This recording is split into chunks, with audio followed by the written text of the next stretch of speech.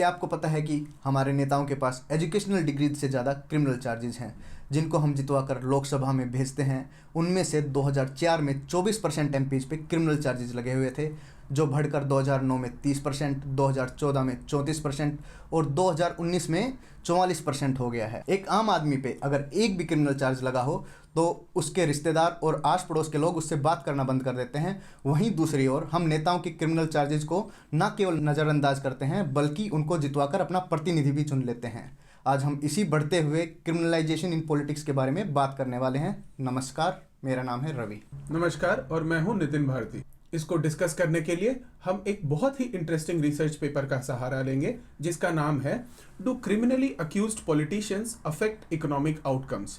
इस पेपर को 3 इकोनॉमिक्स के प्रोफेसर्स ने लिखा है, जिनका नाम है मार्क रॉकमोरे, योगेश उप्पल और निशित प्रकाश। इस पेपर में जो हम लोगों ने दिखाया है वो एक सरल शब्दों में यही है कि अगर आप कॉन्स्टिट्यूएंसी में एक ऐसा नेता इलेक्ट करते हैं जो क्रिमिनल केसेस फेस करते हो, वैसी स्थिति में इस पे इकोनॉमी पे एक नेगेटिव इम्पैक्ट है। सो इकोनॉमी पे अगर मोर प्रिसाइजली बोलें तो negative 2.4 percentage point on GDP growth. So ये पहला रिजल्ट है, बट ध्यान देने वाली बात ये है कि जब हम लोग ने क्रिमिनल एक्यूजेशन बोला है तो ये कोई भी हो सकता है। कोई नेता जो प्रोटेस्ट कर रहा हो उस पे एफआईआर हो, कोई नेता जो आर्म्स एक्ट में जिस पे चार्जेस हो, दोनों एक बराबर है।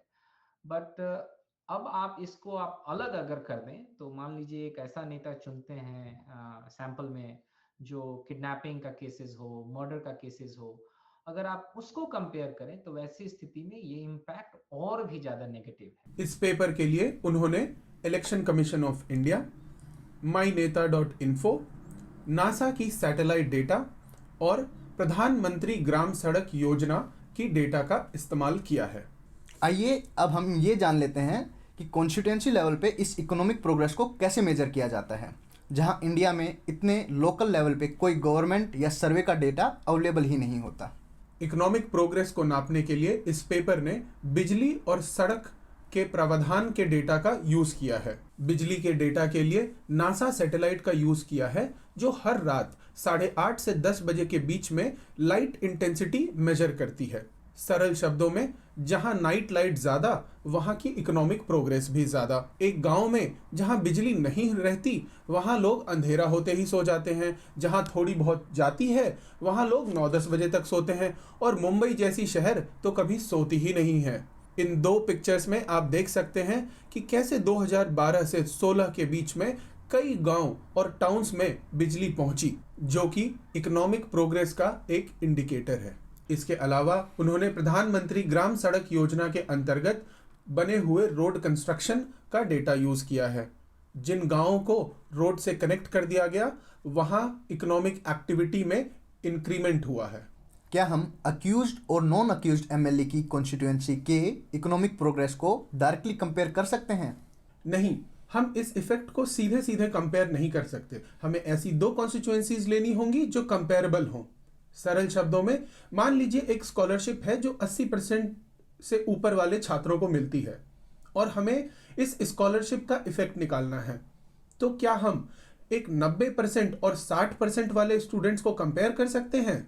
नहीं, क्योंकि 90% वाला तो पहले से ही तेज है, वो पढ़ाई में वैसे ही प्रोग्रेस करेगा।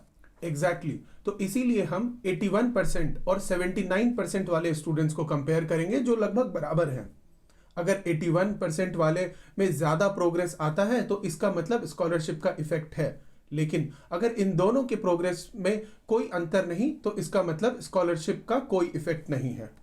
इसीलिए हम ऐसी 2 कंपेरेबल कॉन्स्टिट्यूएंसीज चुनेंगे जहां एक कॉन्स्टिट्यूएंसी में अक्यूज्ड एमएलए जीता और दूसरे में नॉन अक्यूज्ड एमएलए, लेकिन वोट मार्जिन यानी कि जो विनिंग मार्जिन है वो 5% से कम का है।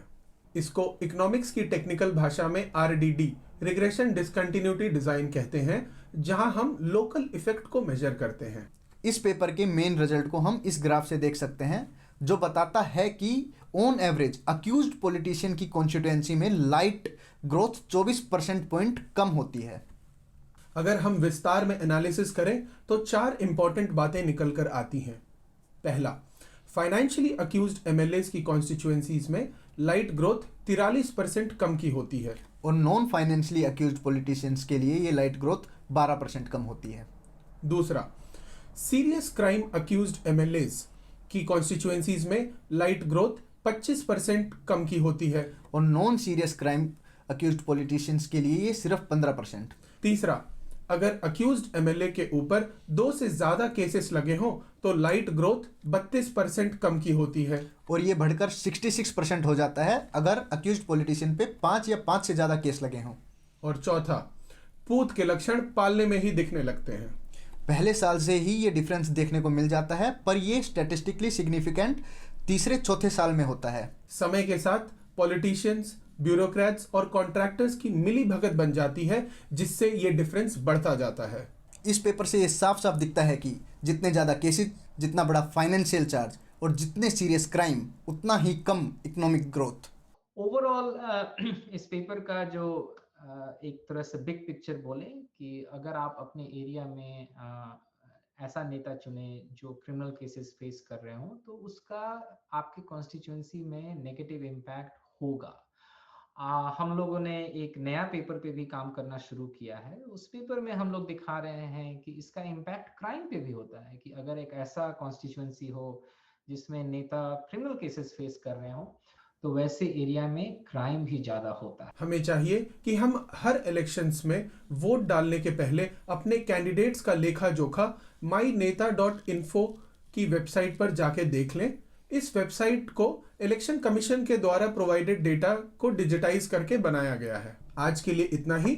आप इस पेपर को नीचे दिए गए लिंक पे जाकर डिटेल में पढ़ सकते हैं।